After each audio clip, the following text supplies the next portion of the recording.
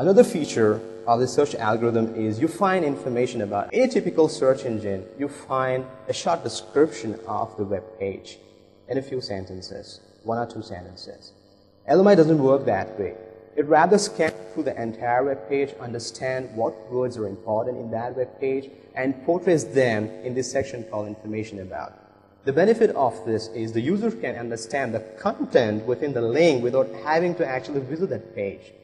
So it's again context-based. The users can actually go through these information about words and can identify that if any of these words catches their eye, they can actually justify to click that link without having to traverse back and forth. Usually what happens is when user searches for any information, you have a 10, 20 results on the first page.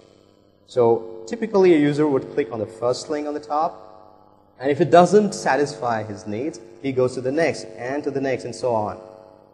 Alright? So LMI, what is this section called information about, actually helps the user justify what link would be best for him to click just by going to that information. And we have more options here within obsessive compulsive disorder. It gives me options to search within the topic, obsessive compulsive disorder. And we have something on related topics. As you can see, LMI has identified that Tourette syndrome, sertraline, stress versus anxiety, fluoxetine are all related to obsessive compulsive disorder, again without any guidance. So, as I was mentioning before, usually users search for information to know or gain more knowledge in a particular piece of data. And so this user might be interested in clicking some of these links here in related topics, just for curiosity. So he might have never heard of this word sertraline. So maybe that would tempt him to click on that link. So he clicks on that link to find information of what sertraline is all about. He finds some information on sertraline, and he wants to know what this is about. Okay. He opens up this particular page. Yes, this talks about sertraline, and there is some information contained here. And here there is a section called why this medication is prescribed, and he goes through it. And here you can see sertraline is actually used to treat depression, obsessive compulsive disorder. So remember, this user started with something he had forgotten, but he knew that something is related to it, which was mental health.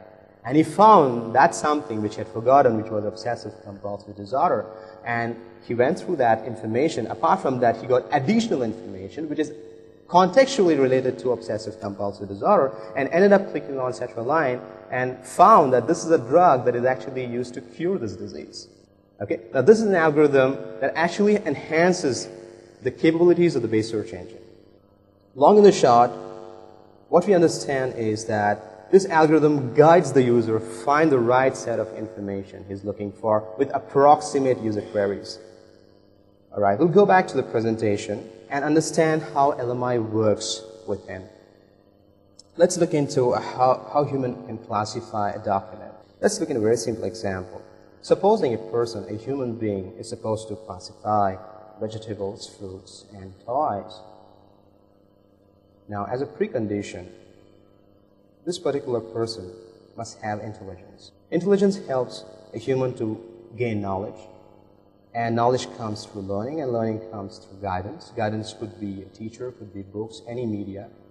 And once this person has learned enough on vegetables, fruits, and toys, he has knowledge to classify them. And based on that knowledge, this person can classify toys, fruits, and vegetables in different baskets. Now let's look into how LMI classifies the information. LMI works something similar, but it works only on documents. So LMI actually simulates the way human reads a document, understands the context out of the content within the document, and maps that knowledge to the knowledge already gained. Now we have vegetables, documents on vegetables, documents on fruits, documents on toys, and we ask LMI to classify it. LMI has intelligence, which is nothing but the algorithm or the formula, and then based on that intelligence, LMI can gain knowledge from learning through the data itself. You don't have to guide the algorithm to learn what information. So based on the learning and the knowledge which LMI has gained from learning through the data itself, LMI basically understands that there are three things in the basket, which is vegetable, fruits and toys, documents on vegetable, fruits and toys, and identifies that I have to create three virtual clusters on vegetable, fruits and toys. And then what it does is, it puts in words into relevant baskets, like irrigation, farming, vitamin and manure are related to vegetable, and vitamins and food supplements are related to fruits, and entertainment, child psychology is related to toys. You add new document into LMI, like say, that's on fruits. What LMI does it extracts the words from the document, like say for example, juice and antioxidants. It finds if there is already a cluster, virtual cluster on fruits. So it finds and put those new words into the respective basket.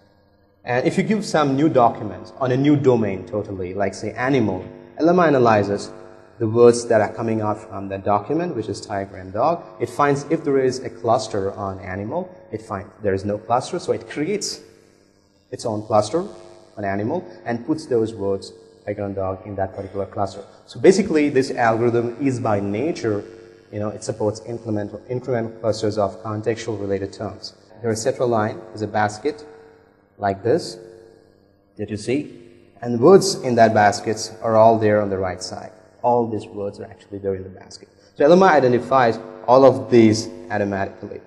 So let's go back to the presentation. With the application, as I was mentioning, a couple of applications which LMI supports is it could be used in robots, it could be used in decision support systems, it could be used in search engines as well, as you just saw live demo, and knowledge management systems and more. I felt it important to develop algorithms that will enable the machines to learn by themselves, which was actually the seed of LMI. And thereafter, I worked on some algorithms and eventually ended up inventing this algorithm called LMI. Now, most of us have an out-of-box idea. It's only a matter of, question who takes it seriously. And definitely people who take it seriously, there'll be a day when they will actually sculpt their ideas into a reality. So that's all about ideas and innovation. Thank you all.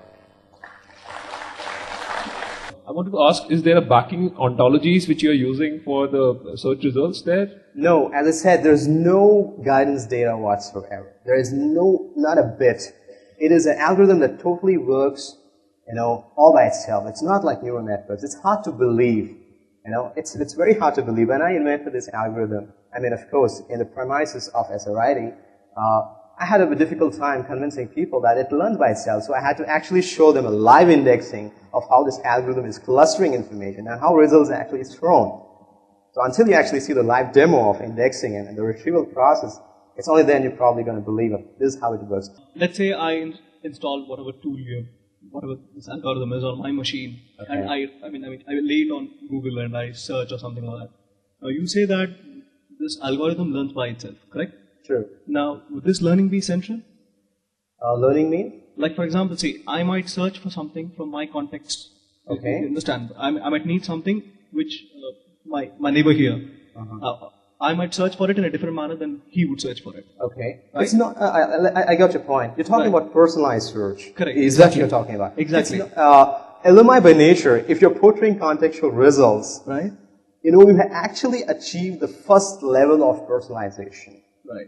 You get the point. What happens in personalization is like, you log on to a search engine, you have to register with your username and password, and then the search engine identifies, okay, this is a user, last time he logged on to this and he searched for this information. Based on their usage, it gathers statistical data and tries to understand your profile of search. Absolutely. Based on that, it throws up results the next time. So the interesting parts that you're interested in, the domains that you're interested in, the search engine gives more relevance to that. That's how personalization works. Right. LMI by nature has actually achieved first level of personalization. When I give this example on Java, it gives us various options on what particular dimension you're trying to find. Okay, it does support personalization. That's a roadmap of LMI, but the first level of personalization is already achieved. Thank you so much, sir.